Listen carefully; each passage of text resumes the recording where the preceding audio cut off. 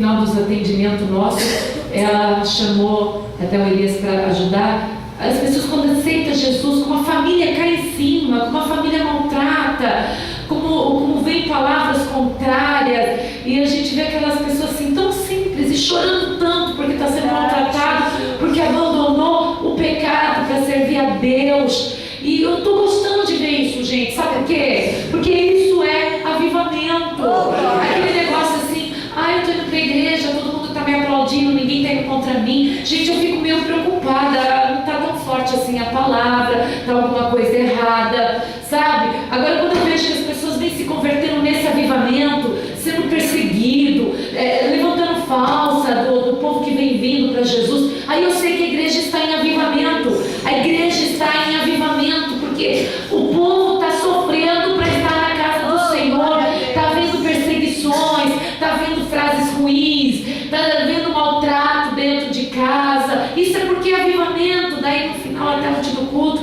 a pastora chamou até a minha esposa para ir lá, para dar exemplo de quando a gente aceita Jesus, como todos, não é isso, né, querido? Como todos se voltam realmente contra a gente. Se não tiver apoio da igreja, é difícil, é capaz da pessoa abrir mão daquilo que está sentindo por Jesus.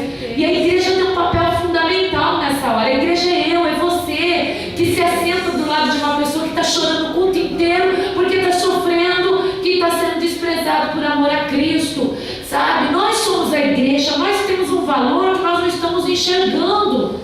E eu falava assim, há muitos anos, eu falava, gente, eu não posso mais perder tempo com vocês, está na hora de nós nos unirmos. Eu não posso ficar expulsando o demônio de quem está 20, 30 anos na igreja. Nós temos que nos unir, porque vai chegar pessoas carentes, pessoas amando Jesus, pessoas querendo ser libertas, e nós temos que estar estruturados, parar de ficar aqui vendo aquelas minorias, provocações pelo meio da igreja, inveja um dos outros. Não pode. Olha quantos anos eu tenho feito esse apelo, e chegou a hora, queridos, chegou o momento de resgatar pessoas que ainda estão em dúvida, pessoas que estão vindo chorando para Jesus, pessoas que estão sofrendo com os familiares porque abandonaram o mundo para servir a Deus. E a hora que a igreja do Senhor tem que se apresentar firme, em pé. Eu estou aqui no meu coração sobre o profeta Ezequiel, foi rei, sobre o profeta Ezequiel, que, olha, homem valorosíssimo na obra do Senhor, na história do povo de Deus. Observa bem assim, lembra de Daniel? Vocês lembram dele na palavra de Deus? Glória a Deus. Então Daniel significa a primeira etapa de Babilônia indo diante do povo de Deus. Aí vai os babilônicos, através de Nabucodonosor que reinava, busca jovens, nessa primeira etapa, nesse primeiro período ele busca jovens, jovens de alto escalão mesmo, aqueles que eram os cultos do povo de Israel. Daí ele procura e leva. Entre eles foi quem? Daniel e os 3 amigos de Daniel, que depois é colocado o nome de Sadraque, Mesaque e Abednego. Então, os 4 estão inclusos nesses jovens monarcas do povo de Israel, esses jovens de alto escalão que foram levados. Aí Daniel começa a se destacar. Por que Daniel se destaca? Porque ele era chorão? Não. Porque ele era um covarde? Não. Porque ele era um incrédulo? Não. Porque ele se prostrou diante da idolatria? Não. Ele se destacava porque ele tinha sabedoria. O Espírito excelente de Deus era sobre ele. Então Daniel, ele ficava lá próximo ao rei, pela sabedoria qual o Espírito Santo dava. Ele era grosso? Não, mas ele também não se prostrou diante nem da comida que era oferecida. E ele não se prostrou provando que a comida que a Babilônia queria servi-los não servia e acabou. Porque o que vem de Babilônia, ensinamentos babilônicos não nos servem. Verdade. Aí Daniel já estava lá numa posição elevada, mesmo sendo alguém levado, escolhido, deportado para a Babilônia. É a palavra certa, deportado. Nesse período, Daniel está lá, firme e forte no Senhor, mas sofrendo todo tipo de assolação, desilusão, perseguição, provação, sofrendo por amor a Deus, ao Deus vivo. Aí de repente vem uma outra etapa, chama a segunda etapa. o qual é levado pelos estudos 10.000 homens do povo de Deus para dentro da Babilônia, já o exílio. Dentre esses 10.000 homens, tinha um filho de sacerdote, um que era da linhagem de sacerdotes, que por 25 anos ele viveu dentro desse preparo para ser sacerdote. E depois ele, antes já de pegar o sacerdócio, ele é levado para a Babilônia. Entre esses 10.000 está lá Ezequiel. Olha que coisa, olha que riqueza de informações. Essa não pode trocar para mim. Aí, entre esses 10.000, está lá Ezequiel. Só que quando Ezequiel entra na Babilônia, quem está lá em alta? Daniel, pela sabedoria, pelo entendimento. É o mesmo período que tem um profeta mais velho, mais bocudo, obrigada, um profeta mais velhinho do que eles, porque eles eram jovens quando foram levados, mais bocudo, que chama Jeremias, mais chorão, mas que é um homem cheio da excelência de Deus também. Então é o mesmo período. Daí quando chega a terceira etapa realmente ela é destrutiva, onde os babilônicos destrói cidades do povo de Israel, destrói casas, mata muita gente, destrói o templo, destrói tudo, e os que sobram vivos eles levam realmente exilados para a Babilônia.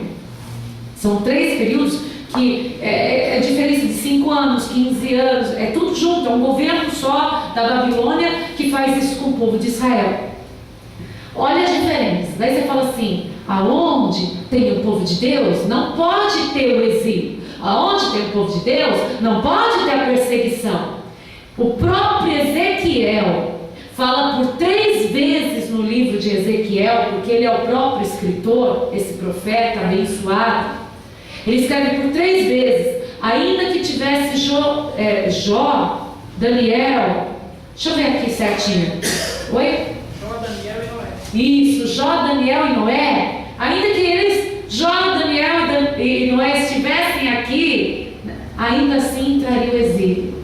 Ele fala isso por 3 vezes, ele inclui o Danielzinho que está lá no meio mostrando assim, ó, não é porque é povo de Deus que não vai tudo ser destruído, ser levado ao exílio, porque o povo de Israel pecou contra o Senhor, o povo de Israel não deu ouvido à voz do Senhor, o povo de Israel se contaminou com a idolatria.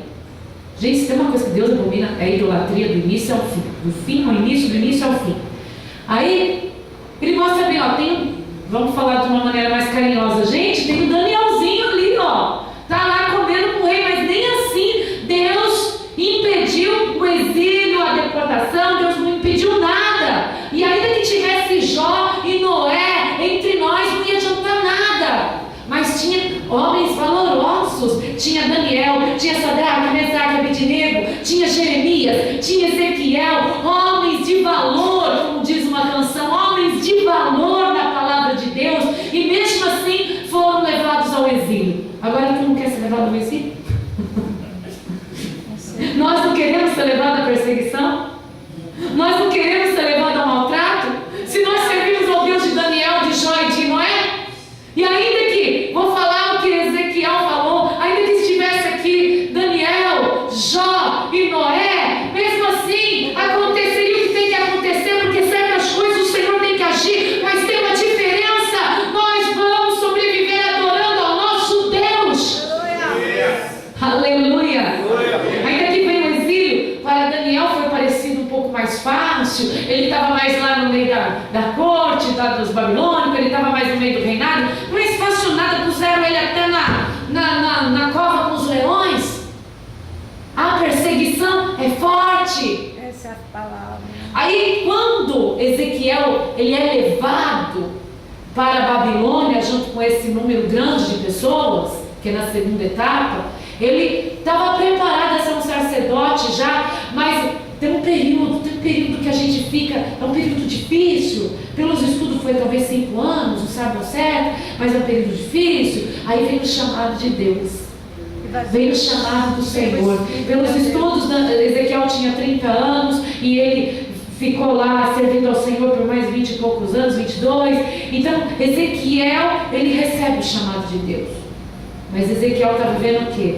Babilônia, povo de Israel que não merece nada, exilado, mas não merece nada, não merece nem ouvir a voz de Deus. Ele estava numa situação difícil, mas ele foi chamado por Deus. E se nós abrirmos a palavra do Senhor no livro de Ezequiel, ele no capítulo 1 tem a visão dos querubins, mas não é no capítulo 1 que eu quero. Olha, quando a gente é levado ao sofrimento, é onde a gente vê o querubim, os serafins, os arcanjos mesmo. Quando a gente está em luta, é onde a gente produz mais coisas boas.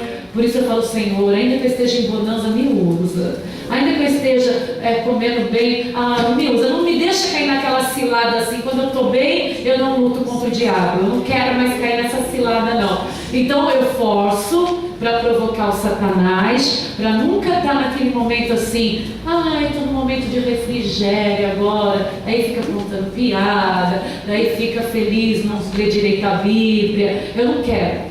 Eu quero estar feliz, mas eu quero estar entrando em batalha, eu quero estar lutando contra o diabo, eu quero ir ao campo adversário. Porque esse negócio, olha, estou feliz, agora estou em bonança, vou esfriando na fé, sangue de Jesus tem poder. Eu quero estar firme na fé, na bonança e na luta, na graça e na perseguição que o meu inimigo faz. Eu quero estar forte na fé. Eu não quero produzir pérola quando eu estou ofendido, então eu vou começar a produzir pérola quando eu estou bem também. Aleluia! Para que sejamos abençoados em tempo integral. Amém? Amém? Amém? Glória a Deus. E disse-me o Filho do Homem: põe-te em pé e falarei contigo. Já começa uma unção diferenciada, né? É o 2. Já começa uma função, uma unção diferenciada. Como? Por quê? A tendência é prostrarmos, a tendência é nos humilhar. Ezequiel, Deus colocou ele em pé. Oh, glória! Tem casos e casos, amém? Amém. Então entrou em mim o Espírito. É o Espírito de Deus.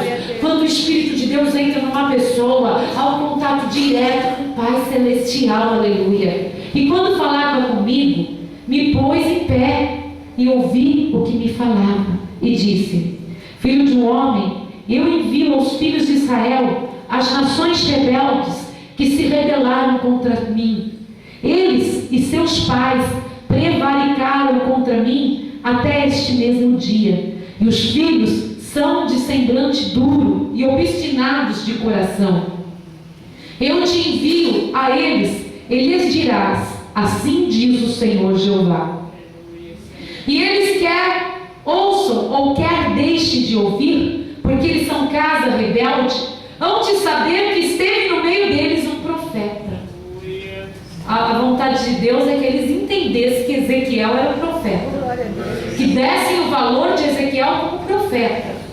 Ele não falou assim: eu quero que entenda que no meio de Israel tem um Deus. Deus é Deus e acabou. Ele falou: eu quero que eles entendam. Eles vão ouvir ou deixando de ouvir, filho, porque são casa rebelde. Eu quero que eles entendam algo, que no meio deles há um profeta. Oh, glória a Deus. Então na tua casa, na tua vida, na tua família, você vai passar por isso que Ezequiel passou. E Deus tem que provar que Ele é Deus? Deus está para provar para sua mãe, para seu pai, dizer que Ele é Deus? Eles sabem que Ele é Deus. Com certeza. Eles sabem, pode crer que eles sabem.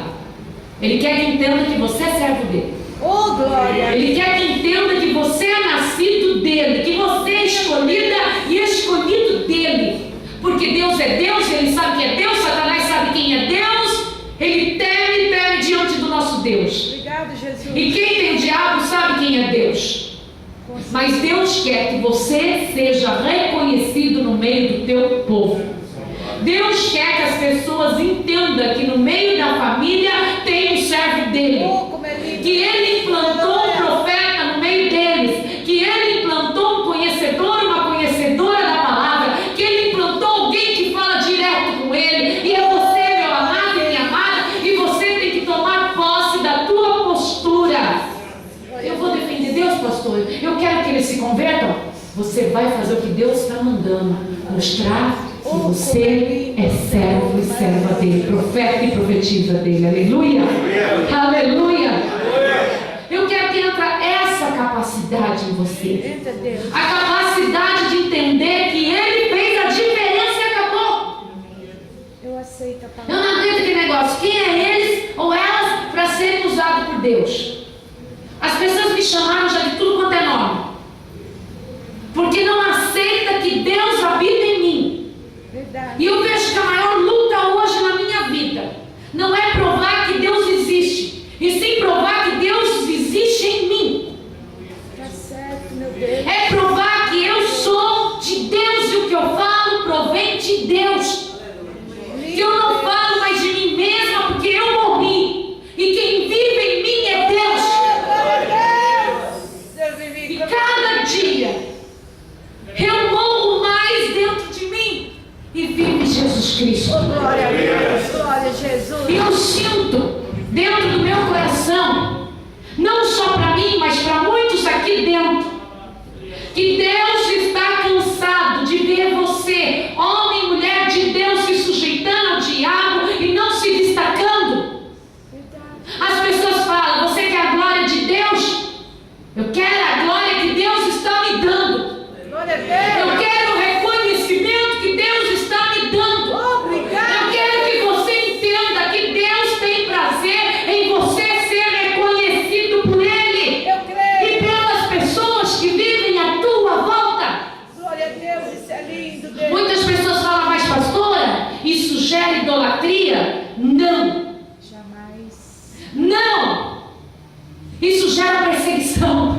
Com certeza. Isso gera perseguição. É o contrário, queridos. É o contrário. Quando as pessoas ficam reconhecendo que é um profeta, que é um servo de Deus, gera perseguição. Viva Deus. Nós estamos nos idolatrando quando a gente se resguarda muito. Isso é idolatria. A gente se resguarda para não magoar, porque daí fica mal, porque a gente quer ser o bom. É verdade, Deus. Mas quando a gente se expõe, quando a gente se expõe para que todos saibam que há um profeta em Israel, Glória a Deus. aí a gente deixa de ser idolatrado. Você acredita nisso? Creia. A gente passa a ser reconhecido como profeta, ou seja, escória do mundo, indesejado, que fala que ninguém quer ouvir, porque tem um contato direto com Deus. Eu te adoro. E eu quero esse reconhecimento. Eu também E quero. quero que você que é de Deus seja reconhecido, não pelo pecado, não pelo mau humor, não pelo cheiro ruim, não por ser uma pessoa ignorante na fé, mas eu quero que você seja reconhecido como profeta da tua casa, como servo e serva de Deus da sua geração. Oh, glória. Glória a Deus. Pastora, Tomo posse. mas então quer dizer que isso vai fazer salvar as pessoas? Não. Vai fazer você ser reconhecido. É essa a verdade de Deus, aleluia. Vai fazer com que você seja reconhecido. Mais nada do que isso.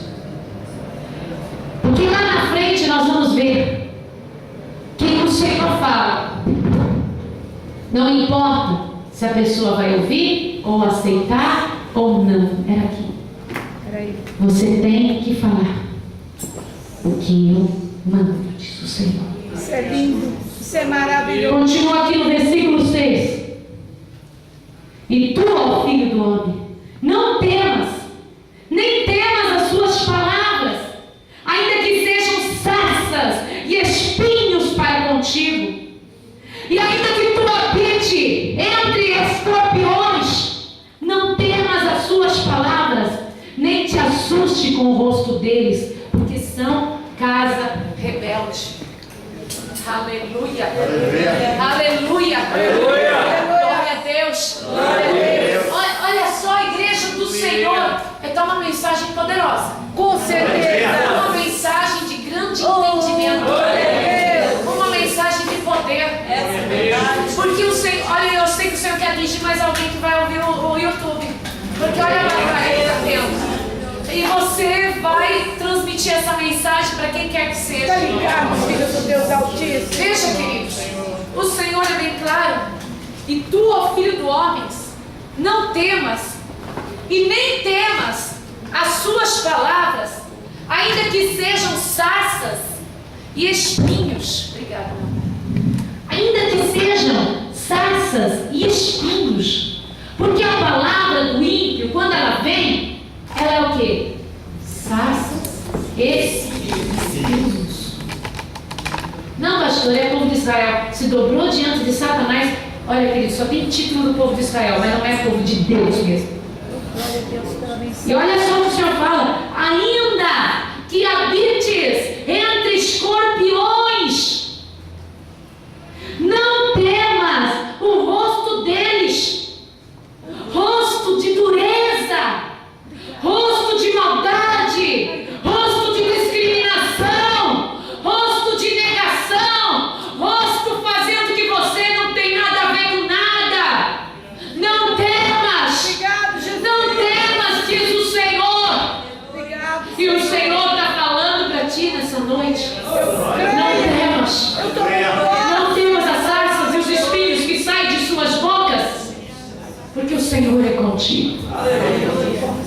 Mas tu lhes dirás as minhas palavras, quer ouçam, quer deixam de ouvir, pois são casa rebelde. Mas tu, ó filho do homem, ouve que eu te digo: não sejas casa rebelde como a casa rebelde. Abre a boca e come do que eu te dou. Obrigada, Deus. Deus, Queridos, tinha um Israel inteiro para Deus investir.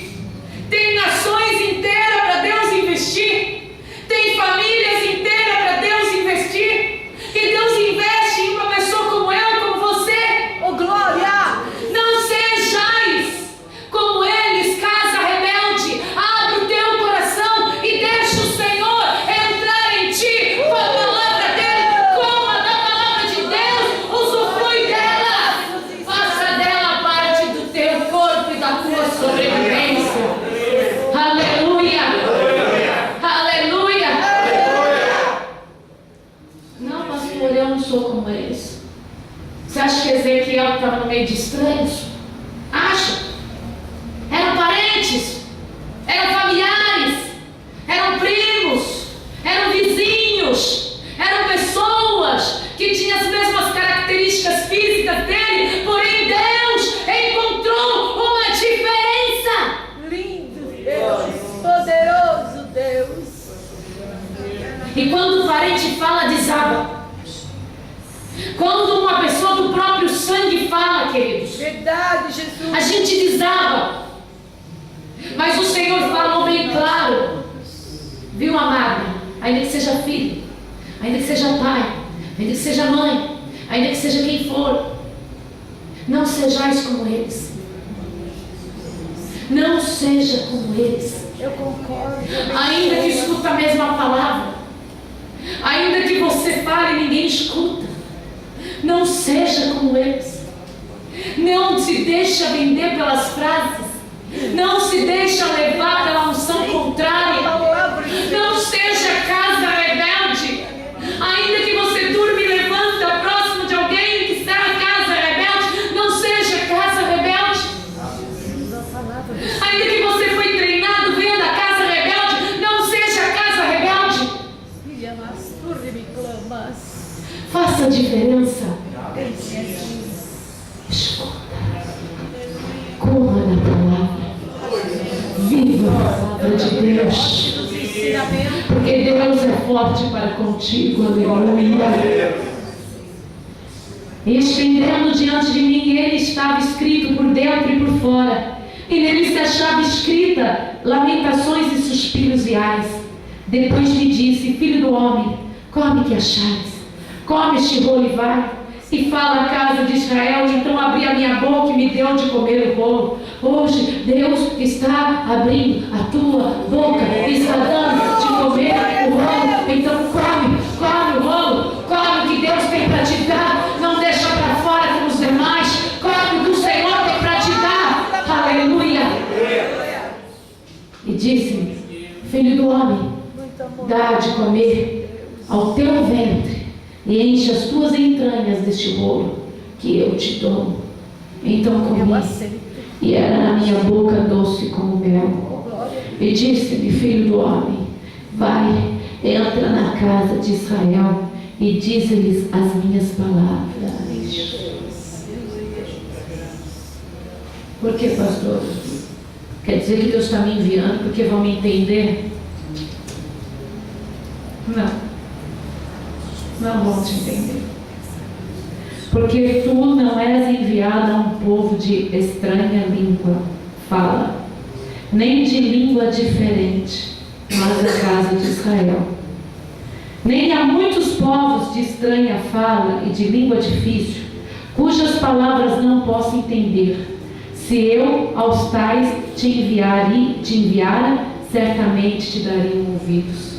Deu para entender? Com certeza. Se ele te enviasse em terras diferentes, se ele te enviasse em pessoas que falam outro idioma, eles te entenderiam mais do que os que falam a tua própria língua. Com certeza. Olha que forte. É forte, meu Deus. Olha que forte. Eu não sei que evangelho as pessoas têm na boca que não sabem nada disso. Eu No também dia a dia. Concordo, meu Deus. Eu não sei, que é um Deus de fantasia, um Deus de purpurina. Um Deus que só tem que ficar com a varinha mágica fazendo milagre. Verdade, isso, meu Deus. Esse não é o Deus que eu conheço. O Deus que eu conheço, Ele me manda como profeta. Eu sofro por isso. Falo com os que são meus, eles não me entendem. Se eu falar com estrangeiro, eles me entendem. Essa é a verdade. Sou perseguida, sou injuriada, sou maltratada. Esse é o Deus que eu sigo. Por amor a Ele, tudo isso. Agora, quem quer um Deus que tem varinha mágica, que nada vai acontecer com o profeta, está por fora. Verdade. O que acontece? Com certeza. E nós gostamos disso, gente. A gente não Com larga certeza. nada. Ele é o Deus que A gente adora. pode ser maltratado, a gente pode ser injuriado, pode passar dores, aflições. A gente gosta disso, gente. A gente não larga esse Deus e esse ministério por nada. A gente ama viver a perseguição por amor a Ele. Com certeza, nada melhor do que te Não é? A terra vai comer a gente mesmo? Né? Os bichos vão comer a gente mesmo?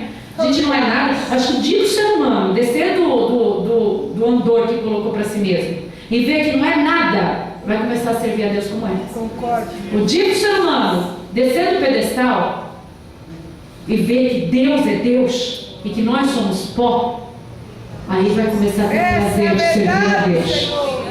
E eu sei que aqui, muita gente, né, entendeu que saiu do altar, do andor, né, do pedestal, para sofrer por amor a Jesus. Deixou de ser o mimo para ser o rejeitado. Deixou de ser aquele que era, né, agradável, que tinha tudo na mão, para sofrer por amor a Jesus. Ai que lindo, gente, eu gosto Muito disso. lindo, muito maravilhoso. Quem entende isso, não larga mais isso. Amém. Quem entende isso, não larga mais isso. Amém, Jesus. Porque por mais bem bom que está a vida, não é a vida que é levado. Diferencia. Com certeza. Muda hábitos, né, amor? Muda trejeitos. Porque a gente cria trejeitos até para agradar as pessoas, para não desagradar. E até desagradável para a gente não está mais agradando certas situações. Ainda que esteja bem, preferia às vezes estar mal para não desagradar quem a gente ama. Com certeza. Mas nessa hora a gente sai do pedestal para viver uma nova vida com Eu Cristo. quero. Aquele pedestal que às vezes a gente criou, da vida estável, da vida antiga, para viver a vida com Cristo. Glória como é bom, Deus, como único É, como é. suficiente, Deus. Tá afim de sair disso cada dia mais? Amém. Eu sei, por isso que Deus trouxe a palavra. Obrigada. Ai, mais um pouquinho só. Mas a casa de Israel não te quererá dar ouvidos, porque não me querem dar ouvidos a mim, porque toda a casa de Israel é rosto obstinado e duro de coração. Eis que fiz duro o rosto contra o seu rosto, forte a sua fronte contra a sua fronte, fiz como diamante a sua fronte, mais forte do que peneira. Não os temas, pois nem te assombres com o seu rosto, porque casa rebelde são. Diz mais, filhos do homem, coloca no coração todas as minhas palavras que eu te hei de dizer, ouve-as com os teus ouvidos. Isso é maravilhoso. Eu vejo que acontece muito isso na obra de Deus. As pessoas ouvem, mas não colocam no coração. A partir do momento que coloca no coração, entra Ai, entendimento. como é verdade. E a pessoa Deus, avança. como é verdade. Queridos, quem é do Senhor não maltrata o justo. Quem é do Senhor não luta contra a igreja. Com certeza. Quem é do Senhor evita dar mau testemunho para não denegrir uma alma para Essa sempre. é verdade. Quem é do Senhor entende diferente as coisas. Eu concordo. Tem outro, entende bem. Glória a Deus. Amém? Amém. E levantou-me o Espírito, no 12, Por detrás de mim uma voz grande, estronde, dizia: bendita seja a glória do Senhor, desde o céu, desde o seu lugar. E ouvi o barulho das asas dos animais que tocavam uma nas outras, e o barulho das rodas defronte deles, e o sonido de um grande estrondo. Você já pensou que o estrondo pode ser o poder? Então o Espírito me levantou, me levou, e eu me fui triste ao ardor do meu espírito, mas a mão do Senhor era forte sobre mim. E vim aos do cativeiro de Tel Abibe, que moravam junto ao rio Quebar, e eu morava onde eles moravam, e fiquei ali 7 dias passo no meio deles. E sucedeu que ao fim dos 7 dias veio a palavra do Senhor a mim, dizendo: filho do homem, eu te dei por atalaia sobre a casa de Israel.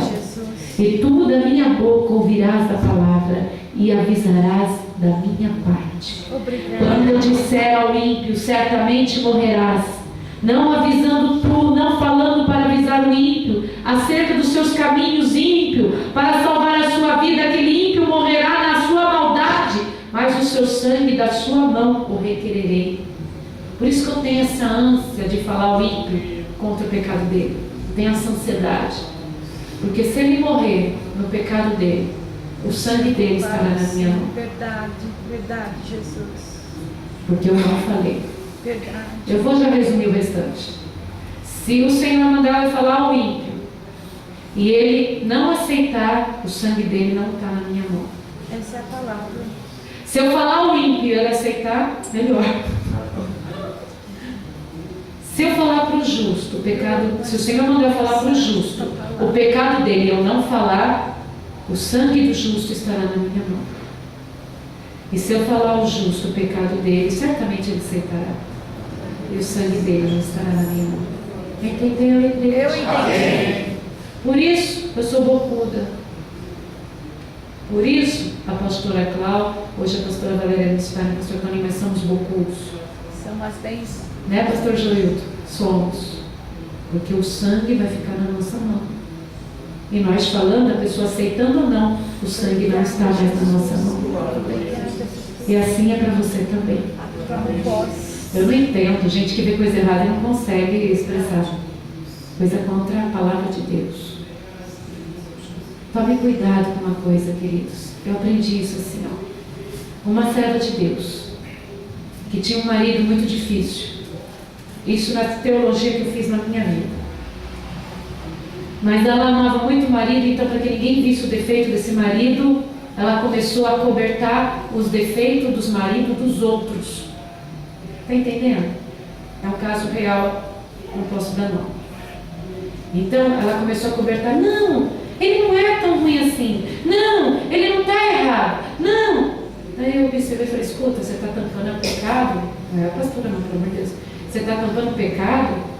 É de outra pessoa.